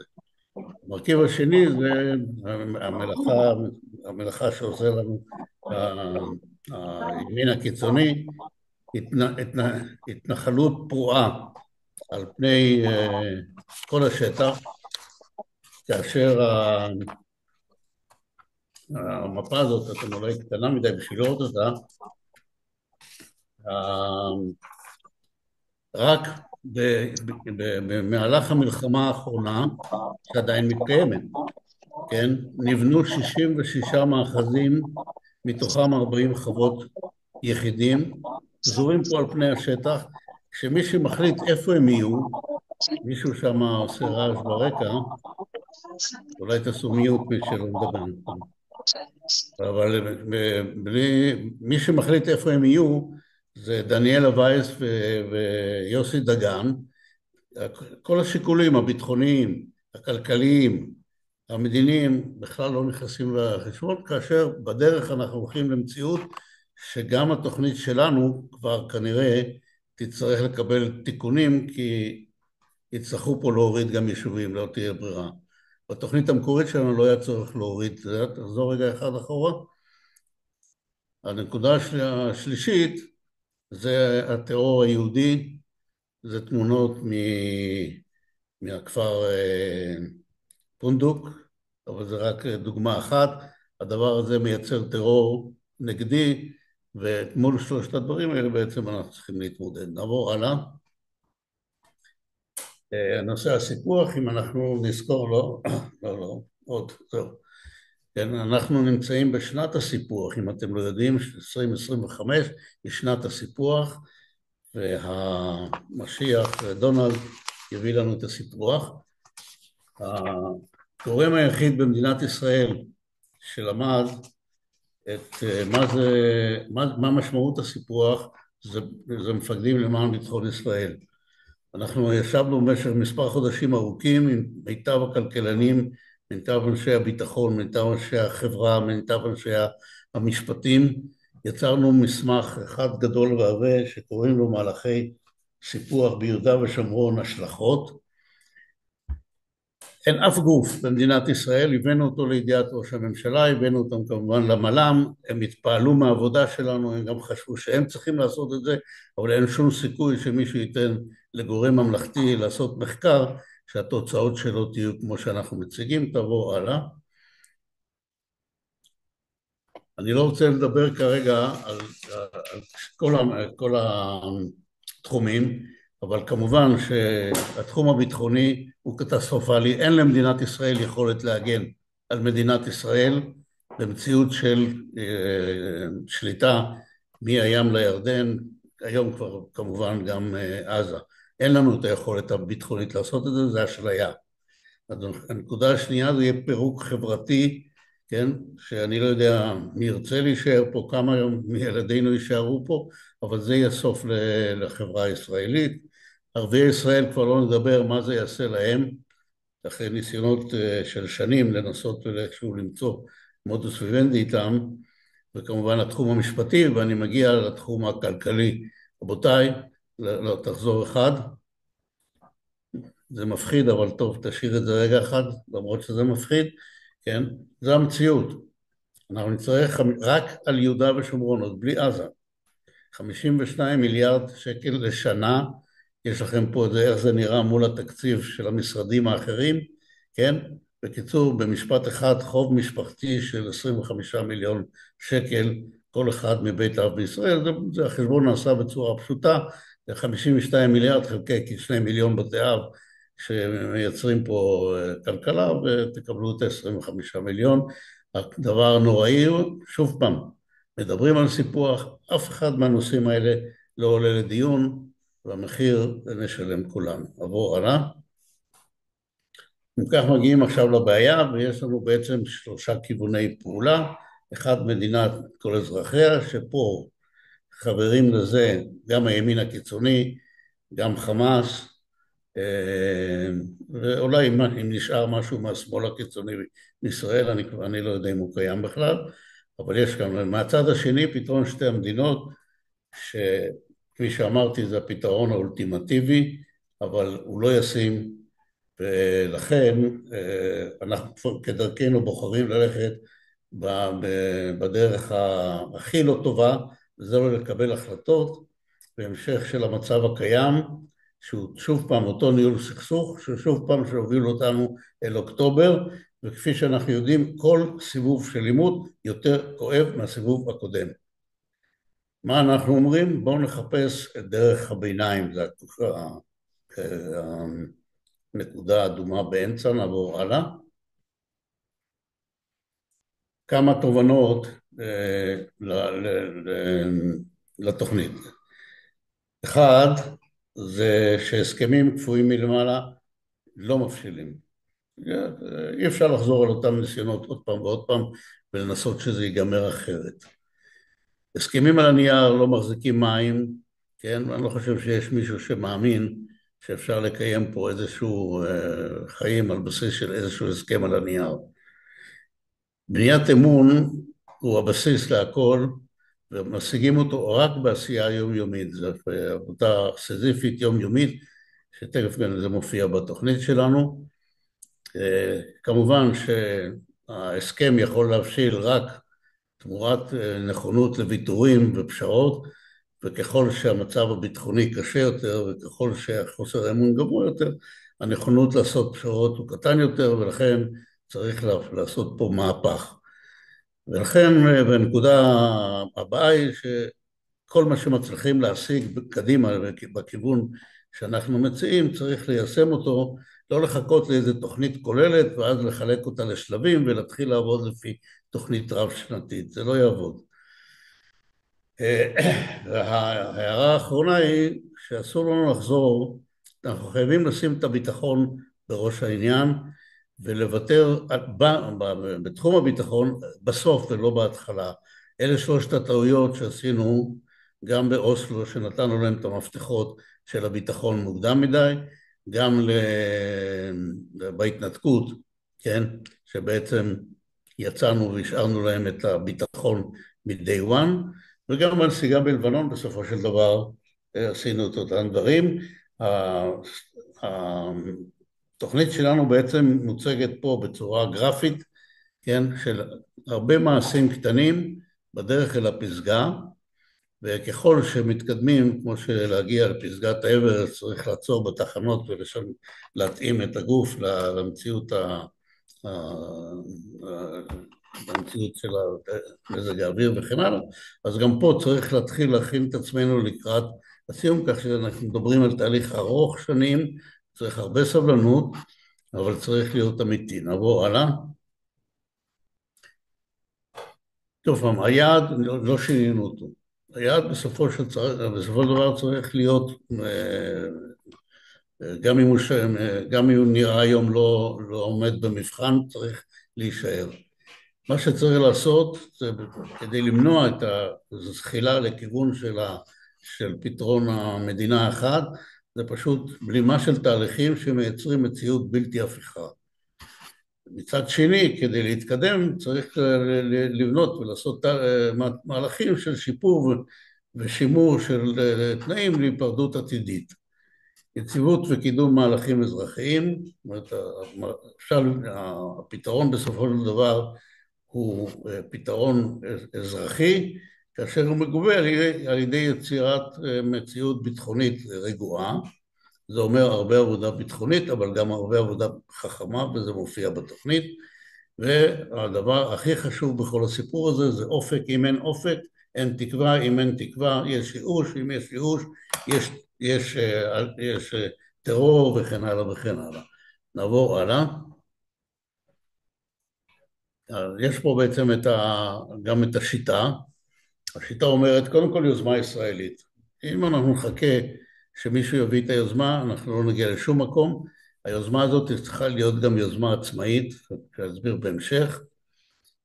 אנחנו צריכים לעבוד על 3 תחומים, האזרחי, כלכלי, הביטחוני והמדיני. אי אפשר להתקדם באחד מהם, אי אפשר לעבוד רק באחד מהם ולנסות להגיע לתוצאות, צריך בשלושתם ביחד.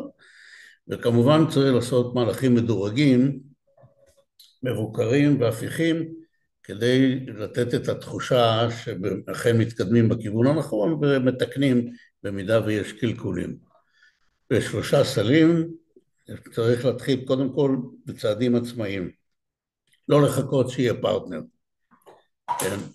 יהיה פרטנר, נעבוד איתו, לא יהיה פרטנר, יש הרבה מהלכים שאפשר לעשות כדי להיפרד, גם אם הפרטנר עדיין לא משתף פעולה, ובצעד הבא, או השלב הבא, זה צעדים עצמאיים מתואמים, שבו כבר הפרטנר מוכן לתאם איתך, כמו שהיום הוא מתאם איתך למשל את סידורי הביטחון, כן, בלי להכריז על זה ובלי להסכים לשום דבר, אבל הוא מתאם איתנו המון נושאי תיאום קיימים בשוטף, ובסופו של דבר נגיע, אני מקווה, למצב שבו נוכל ללכת בצעדים מוסכמים. לגבי הצעדים העצמאיים המתואמים, יש לגורמים חיצוניים השפעה עצומה, וזה מחזיר אותנו שוב פעם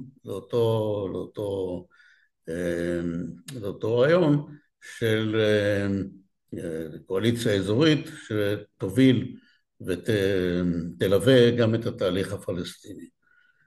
נעבור הלאה. עקרונות נחזור עליהם, שמירה על אופק מדיני, המשך שליטה ביטחונית ישראלית, על זה אי אפשר לוותר, ייזום מהלכים לזה, מה שצריך בעצם בסופו של דבר, כל פעולה שאנחנו עושים צריך לבחון אותה בשני קריטריונים. אחד, מה התרומה או מה החבלה בהיפרדות, כאן יש תרומה לקדם, אם יש חבלה לעצור, ובצד השני, מה התרומה או הפגיעה בביטחון, כמובן שהתרומה גוברת על הפגיעה, וזה בעצם מבחן הקבלה של כל מהלך שמוצע.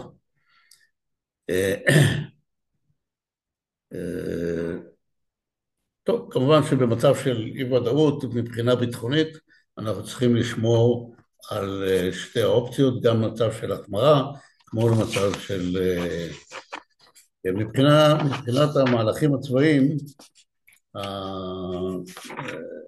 יש הרבה פעולות שאפשר לעשות, דרך אגב גם בצבא יש תוכניות שגורמות לכך שיש מזעור של חותם הנוכחות, כמו למשל הכל זורם, התוכנית לייצר אפשרות של תנועה חופשית של פלסטינאים עם מינימום חיכוך עם גורמי ביטחון וגורמים אזרחיים ישראלים, וכמובן מלחמת חורמה בטרור.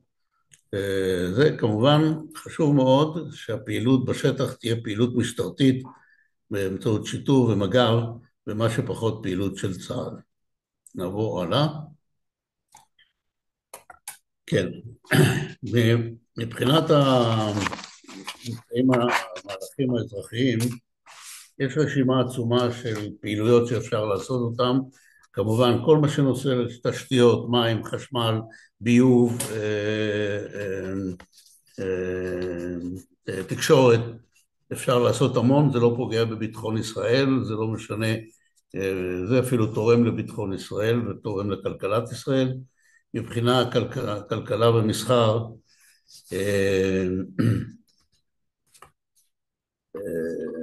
יש פה רשימה עצומה, אני אעביר לכם את המסמך המסכם, אני לא רוצה פה לחזור, אבל להרחבת מתן היתרי עבודה בישראל, שיפור תשתיות,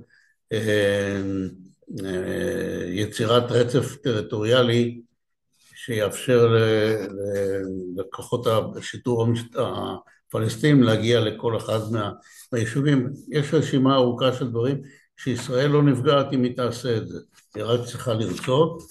ובצד הביטחוני יש רשימה לא פחות קצרה, החל מסגירת גדר, השלמת גדר הביטחון, סגירת הפרצות של גוש עציון ואחר, שזה מוקד גם לכניסה לארץ וגם לגוש עצמו, משטר גבול אפקטיבי שאנחנו היום מזניחים אותו, השלטת חוק וסדר של גורמי הביטחון, אז יש רשימה שלמה של פעולות עוד לפני שבכלל משנים את הגיאוגרפיה. אומרת, אם נעבור הלאה, את כל הפעולות האלה חייבים לגבות באופק מדיני. בלי תקווה, בעצם אם מסתכלים היום על המצב בשטח, כמעט 2.5 מיליון פלסטינים יושבים מעל שנה, כשהם רואים את עזה משותחת, הם רואים שם כ-60,000 הרוגים, בין 40 ל-60,000 הרוגים, הם רואים בשכונות שלהם, כן, כמעט 3,000 עצורים, הם רואים כ-600 או 700 הרוגים, והם לא יוצאים לרחובות. הם לא יוצאים לאיזושהי מחאה. צריך לקרוא את הדברים. צריך לעשות הבחנה ברורה בין טרוריסטים או בין ארגוני הטרור לאוכלוסייה, והדרך הנכונה היא לעשות הפרדה בין ארגוני הטרור, שהם נשענים על החברה או האוכלוסייה שבתוכה הם פועלים, ואת זה אפשר לעשות על ידי יצירת כל אותם פעולות שהזכרתי בתחום הביטחוני ובתחום הכלכלי. כמובן שאנחנו רואים חשיבות גדולה מאוד ביציבות של הרש"פ, לחזק אותו, אפשר להגדיל אותו בצורה משמעותית. החשש שהוא יקום ויצא נגדנו הוא חשש אמיתי, אבל יש לו פתרונות ויש לו תשובות מצוינות. הבעיה היא כמובן, כפי שאתם רואים, שהאויב הגדול שלנו זה ממשלת ישראל. כן, העבודות שלנו כולן בנויות כחומר עבודה למקבלי ההחלטות. זה לא חומר לציבור שיכול לעשות אותו. אנחנו מגישים את כל העבודות, עבור הלאה, אנחנו מגישים את כל העבודות שלנו, והן מפורטות אחד לאחד. אתה יכול לעבור עוד אחד? כן. הכל מתועד, עם מפות, כמעט עד הפרט האחרון. עכשיו, אנחנו לא טוענים שאנחנו הכי חכמים בעולם, ואנחנו הכי צודקים בעולם, אנחנו רק אומרים, בואו תיקחו את מה שאנחנו אומרים, תבחנו אותו, אם אנחנו טועים, תעשו אחרת. כן? אם אנחנו לא טועים, אז לפחות תשמעו את מה שאנחנו אומרים. עד היום, כל מה שאתם רואים פה לפניכם, מעלה אבק במשרדי המל"ל, המזכיר הצבאי של ראש הממשלה. ראש הממשלה אולי אפילו לא שם את זה בארכיון, אני לא יודע מה הוא עושה עם זה, אבל זאת המציאות. זהו, שעל עצמנו כבר אמרנו, אנחנו היום כ-530 חברים, אין לנו שום רצון להיות תנועה המונית, כן? אנחנו מנסים להסביר לציבור את האיומים ושיש פתרונות ולנסות ולהרגיע אותו, אבל בעיקר הכתובת שלנו זה מקבלי החלטות, בתקווה שיהיו כאלה. תודה רבה. אם יש איזה שהם שאלות, זה הזמן לפתוח את המיקרופון ולשאול.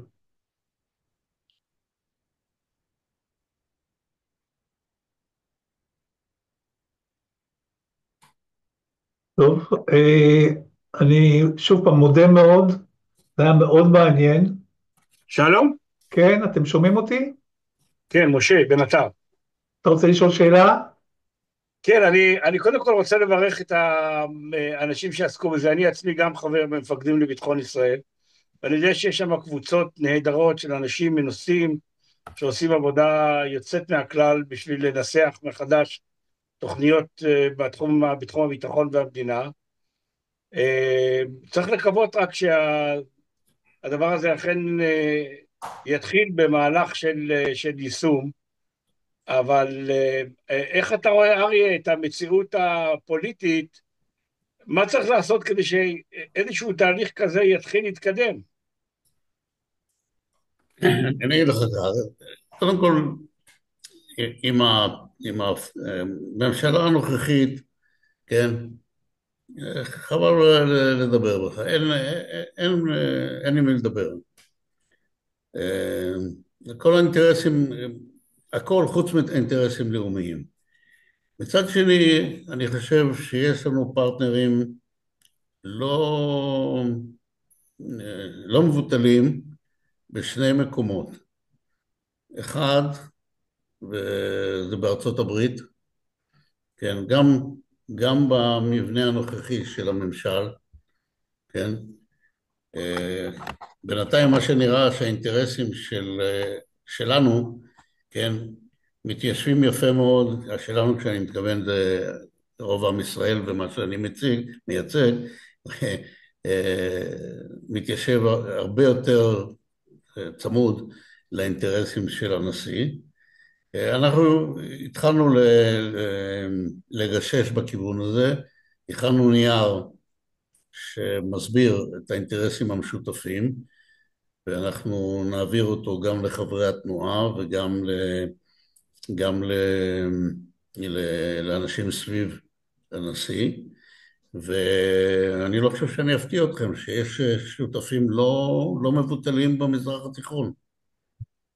סעודיה, יש, ושוב פעם, על בסיס של אינטרסים, אף אחד לא אוהב את אף אחד, כן, הבסיס הוא רק אינטרסים, וזה מצחיק, אבל לפי דעתי, כן, אין, האינטרסים שאנחנו מייצגים, כן, הם אחד לאחד האינטרסים של השותפים שלנו במזרח התיכון, לפי דעתי גם בסופו של דבר בארצות הברית.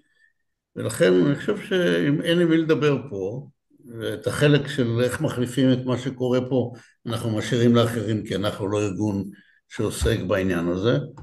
אבל, ודרך אגב, אנחנו עובדים מול שרים, מול חברי כנסת מהאופוזיציה, ודרך אגב גם בקואליציה.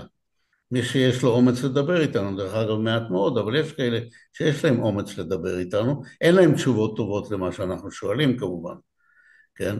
כי זה בדרך כלל מישהו אחר מוביל את הנושא הזה. לכן אני חושב שבסופו של דבר יש הרבה מה לעשות, וצריך להמשיך ולהתאמץ, אין מה לעשות. להתייאש ולהרים ידיים זה פשוט לא אופציה. אריה, קודם כל, הרבה תודה על הרצאה סופר מעניינת. אני חושב שזה נתן לנו את הדרך, ונשמח בעתיד הקרוב להזמין אותך עוד פעם לאחת מהישיבות של החוג, כי יש לי הרגשה טובה שניתן לקחת, אם לא את הכל, אז לפחות את הרוב מהממצאים וההמלצות שגיבשתם, ולשלב את זה איכשהו גם בחזון המפלגתי שלנו. אז שוב פעם, אני אעביר לכם קישור, אני אעביר דרך זה קישור למסמך האחרון, שבעצם הוא מסכם את כל העבודות שלנו עד היום, בלי לפסול אותם, אבל הוא עושה סדר בדברים. תרצו לעיין בזה, תרצו להעמיק, בשמחה נוכל לעשות... מצוין. אני חושב שזה מגיע עכשיו בטיימינג כמעט מושלם, אמנם לצערי, אבל, או לשמחתי, תלוי איך שאנחנו מדברים, מהסיבה הפשוטה, כי אנחנו כמפלגה נמצאים בשלב של גיבוש עמדות, ואינפוט כזה שמראה על העבודה כל כך מקיפה וכל כך יסודית, שחלקו הגדול לדעתי תואם את העמדות של מרבית המפלגה, בהחלט יכול לשלט את הציבור בישראל. אז שוב פעם, הרבה תודה לך. גם לכם. שיהיה המשך שבוע נעים. אנחנו ברשותכם עכשיו נעבור להרצאה הבאה. אמיר, אתה איתנו? תפתח את המיקרופון.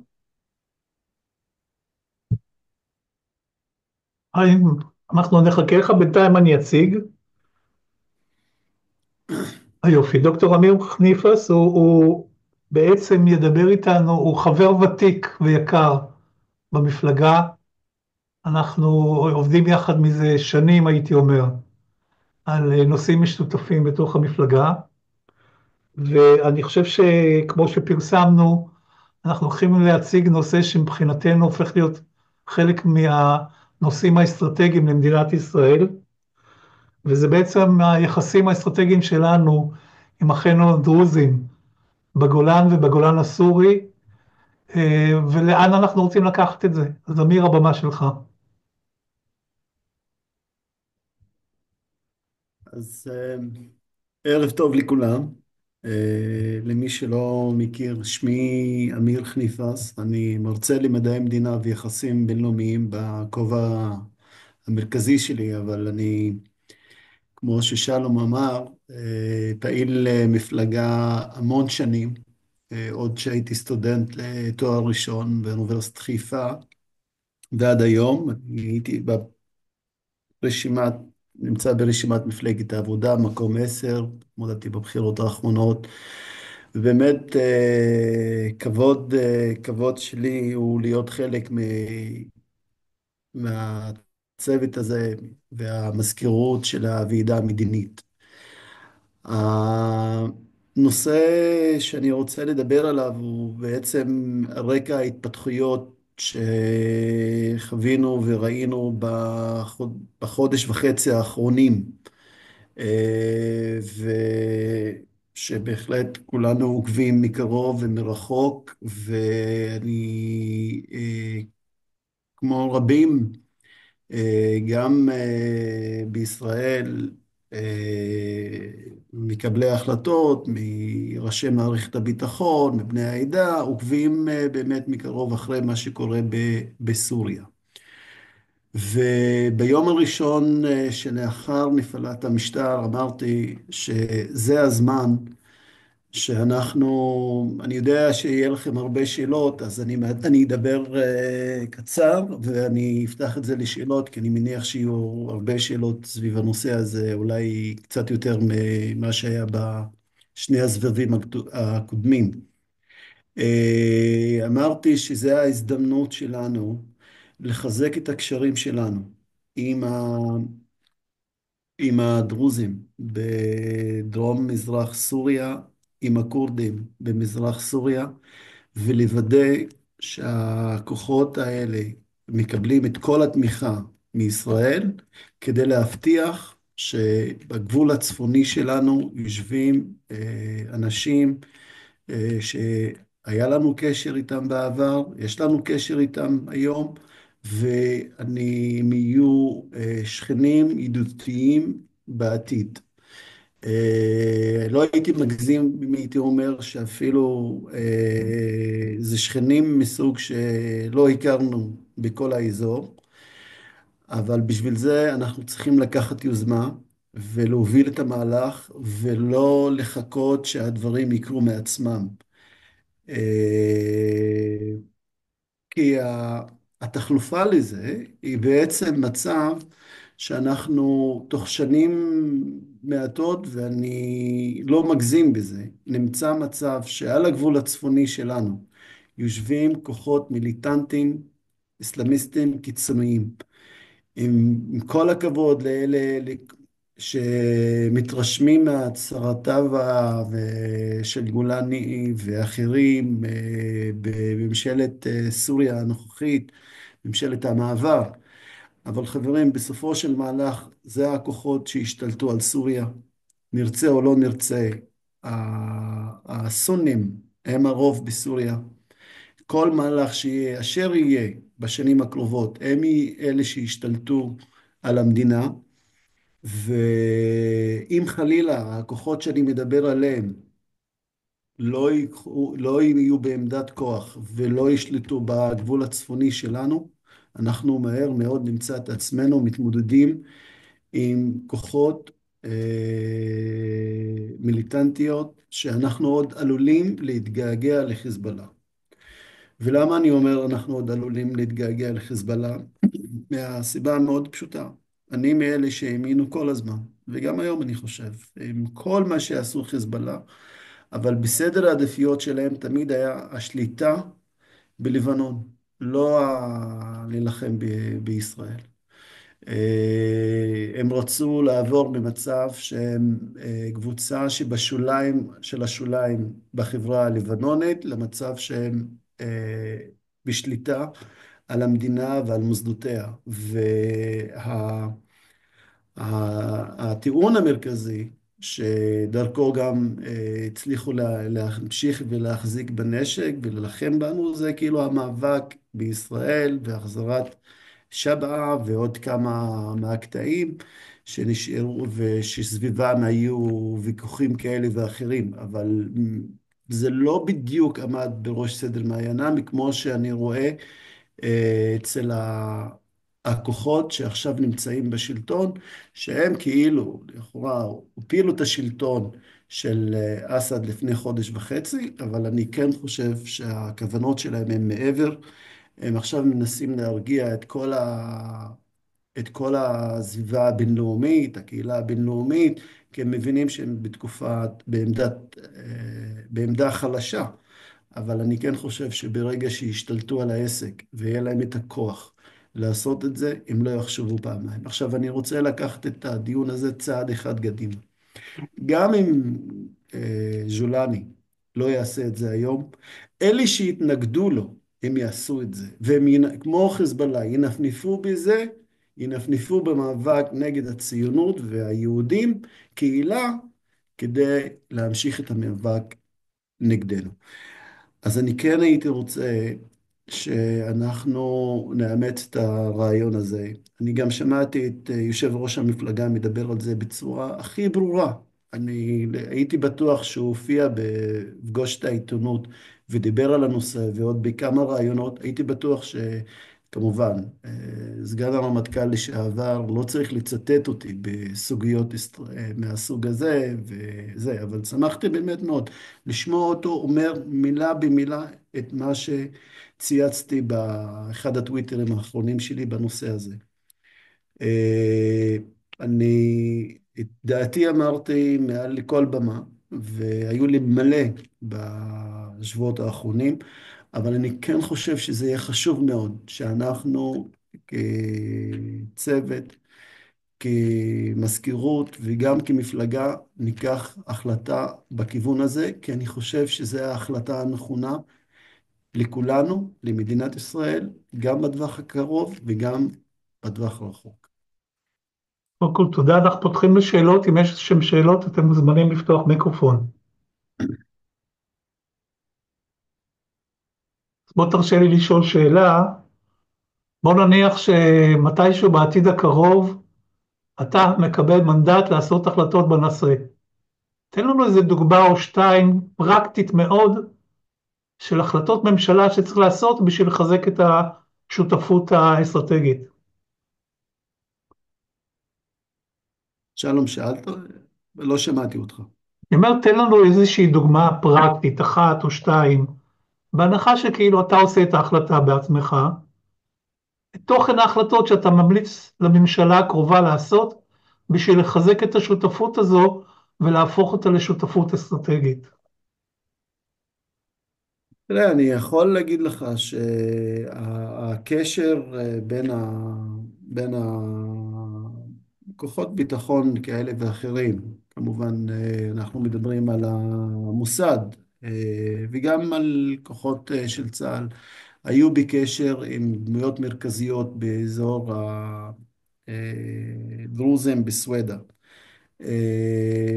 וכולם מבינים שם גם מצוין שזה שדאעש וכוחות הנוסרה לא הצליחו לחדור לאזורים האלה ב-2016 ו-2017 ובשנים האחרונות, זה היה הרבה בזכות התמיכה שהדרוזים שם קיבלו מצה"ל ומכוחות הביטחון הישראלים.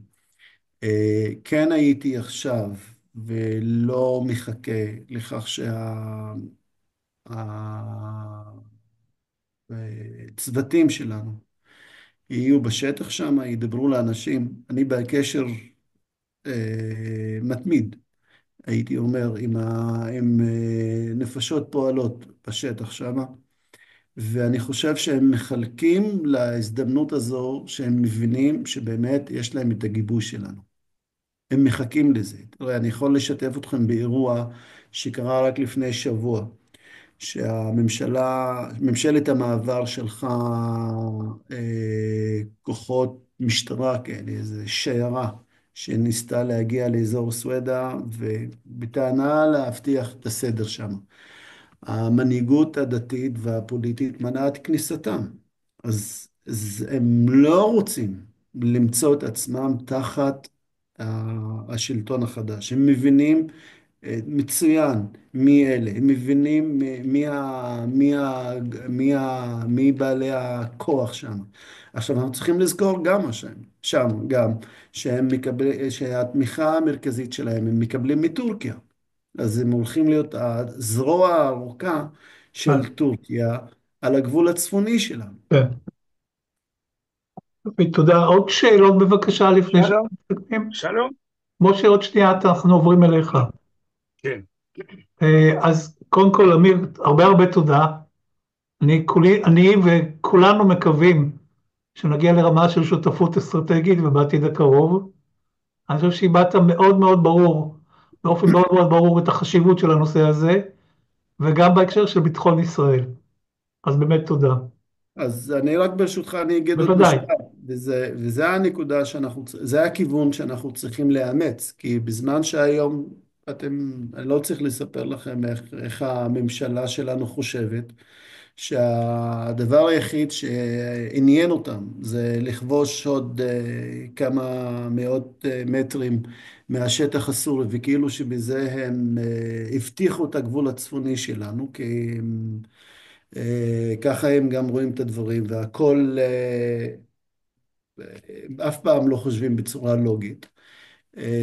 ובמקום לחשוב ברמה אסטרטגית, ואנחנו ראינו איפה אנחנו מוצאים את עצמנו כל פעם שאנחנו לא חושבים בצורה אסטרטגית, אלא מסתכלים לעצמנו בין הרגליים.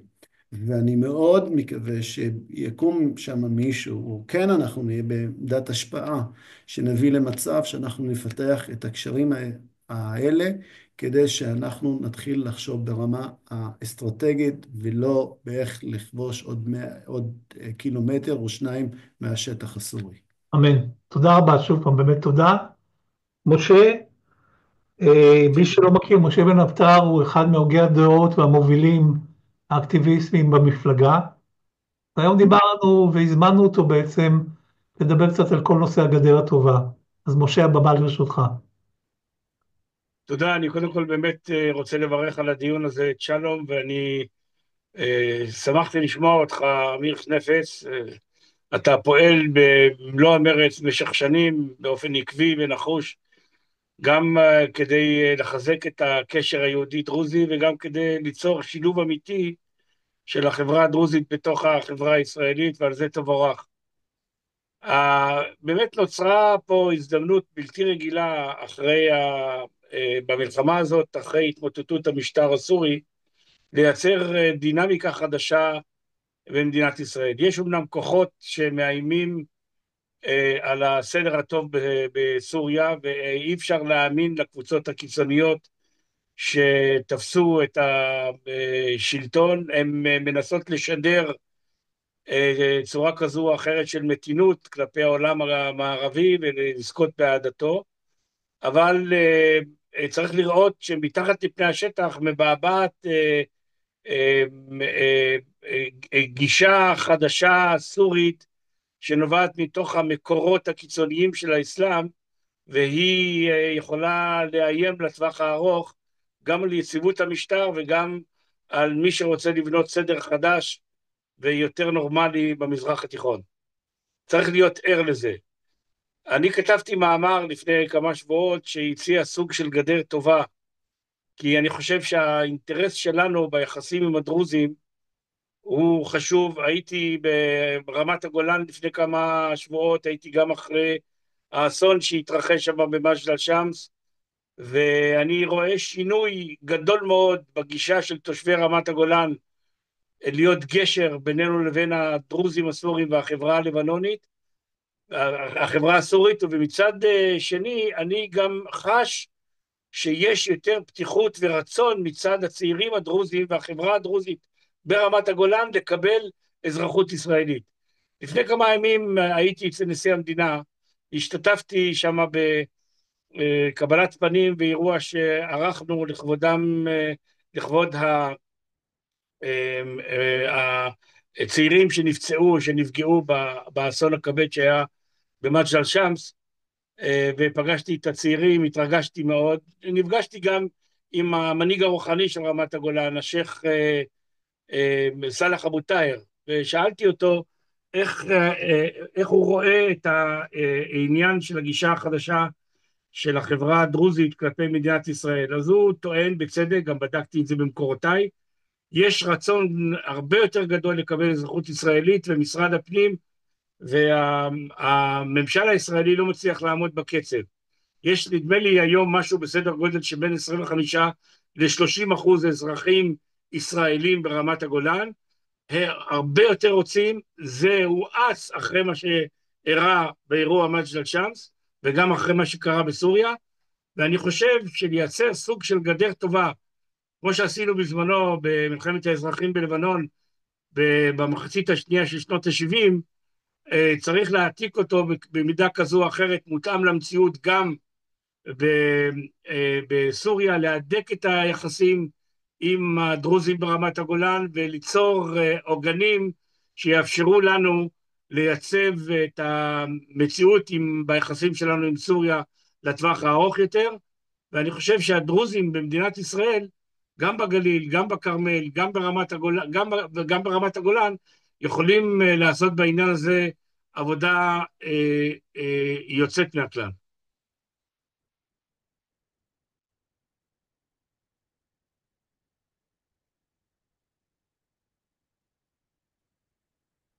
הלו? אתם שומעים אותי? כן, כן, עכשיו אתה שומע אותנו? כן, כן, עכשיו אני שומע. אז השאלה שלי ברשותך, אפשר לשאול שאלה? כן. יש איזושהי דרך שהיית ממליץ לנו בעתיד הרחוק יותר או הקרוב יותר, כשנהיה חלק מממשלה, לזרז את כל התהליך של קבלה או אימוץ אזרחות ישראלית בגולן?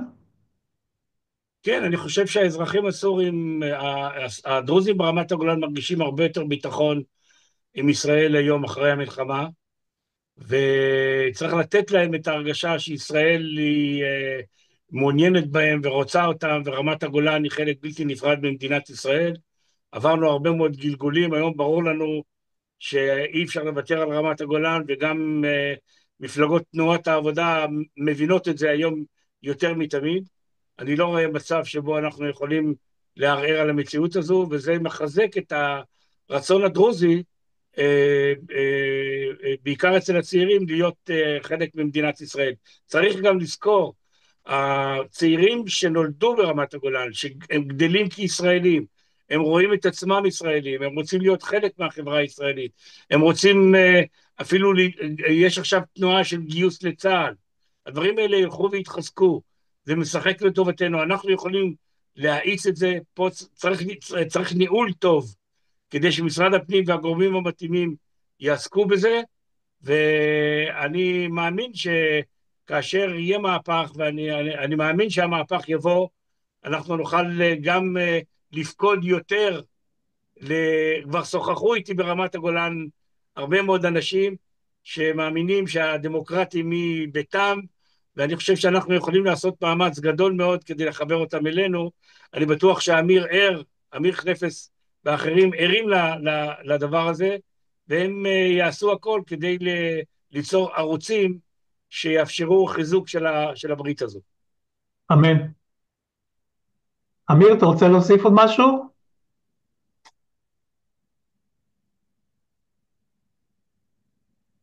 טוב, אז אני חושב, קודם כל, משה, הרבה תודה. אני חושב שזה גם מאיר את עינינו לגבי האפשרויות שיש לנו עוד בגולן, ויש לאיפה אני רק ברשותך, שלום, רוצה להוסיף לכל מה שאמר משה, למשהו שלא הרבה שמו לב אליו, זה דבר, אירוע רק מהיומיים האחרונים, רק מהיומיים האחרונים, 120, תשמע על המספרים, 120 צעירים דרוזים מרמת הגולן. משה, אתה שומע אותי? כן, כן. כן, 120 צעירים דרוזים מרמת הגולן סיימו טירונות רק לפני יומיים, חבר'ה. זה משהו שצריך לפרסם אותו. אז זהו, אז כנראה, אני היום, דווקא במקרה, אני מדבר איתכם גם עכשיו ממג'דל שמס, אצל חברים. היום נפגשתי עם ראש המועצה, ודיברנו על זה. אמרתי לו, איך יכול להיות שרק במקור ראשון, מקור ראשון היה פרסום לזה, שהכותרת של הכתבה, אתם מוזמנים גם לכתוב במקור ראשון, לראשונה אי פעם, עשרות דרוזים מהגולן התגייסו לצה"ל. ואמרתי לו, איך יכול להיות שרק במקור ראשון פרסמו את זה? ואז הוא אמר לי, תראה, אוטוטו צריכים להתחיל עוד סבב. אנחנו לא רוצים שהם יקבלו רגליים קרות, כי עדיין, אתה יודע, יש אנשים שלא בדיוק רוצים את המהלך הזה, ואנחנו כן רוצים לעודד את הסבב השני לצאת לדרך, ולכן השארנו את זה ככה, ואני כיבדתי כמובן את הבקשה שלו, ולא פרסמתי לפחות אצלי. אני גם מבקש מכם לא לעשות את זה, כי כנראה, כי זה יותר חשוב, שבאמת ניתן להם את ההזדמנות להשלים את המהלך הזה. אבל 120 סיימו שלשום, בהשתתפות אלוף פיקוד הצפון, את הטירונות 03 באחד הבסיסים פה ברמת הגולן. וזה מראה לך בצורה הכי ברורה את המגמה, גם בקרב הדרוזים של רמת הגולן, גם בקרב הדרוזים, אני יודע בדיוק גם איך הדרוזים בצד השני של הגבול מרגישים ומה היו רוצים לראות בתקופה הקרובה. ואני חושב שזה יהיה חשוב מאוד שאנחנו כחוג נקדם ונוביל את הרעיון הזה ונרים את הדגל. זה חשוב לא רק לנו כמפלגה, אלא גם כמדינה, וזו חשיבה אסטרטגית מהמדרגה הראשונה. בנושא שאולי הכי חשוב או יכול להשפיע עלינו הכי הרבה בעתיד, אם אנחנו לא נפעל בדרך הנכונה. קודם כל תודה. אנחנו מכירים בדיוק את הכוחות שנמצאים היום בשלטון, ואיך הם בדיוק חושבים בסוגיות באמת כאלה ואחרות, במיוחד שמדובר בסוגיות שצריך לקבל עליהן החלטה ברמה האסטרטגית. אני מסכים איתכם, גם עם משה וגם איתך, שהצפון עובר מבחינת הכוחות הפעילים שם שינויים טקטוניים. השינויים האלה לא סתם מדברים בתורה כי מצפון תיפתח הרעה, אבל הפעם הצפון יש לו מרכיבים של מדינות כמו טורקיה, שלמי שלא יודע, טורקיה יש לה את הצבא השישי בגודלו בעולם, והיא מצוידת בנשק מערבי, והיום בעצם סוריה הפכה להיות בת חסות של טורקיה, כשהטורקים במפחד הנשיא לא מסתירים כבר שנים את השנאה שלהם ליהודים ולישראל, ומצהירים בצורה מאוד ברורה שבסופו של דבר טורקיה ההיסטורית תחזור מה שנקרא למקורותיה. וזו סכנה אדירה שאנחנו עוד לא יודעים לדעתי עדיין מה זה אומר למדינה שלנו. מצד שני אין ספק שהאחים האמיתיים שלנו בצפון, שאני יכול כרגע לבנות עליהם לדעתי את חלק מהעתיד הביטחוני שלנו, ואולי גם המדיני, זה הדרוזים. ואין ספק שהדרוזים הישראלים, אזרחי ישראל, שהם אחים שלנו, והוכיחו שהמילה אחים זה לא רק בתיאוריה, אלא זה גם במציאות, הם ידעו להדריך אותנו איך לעשות את זה נכון.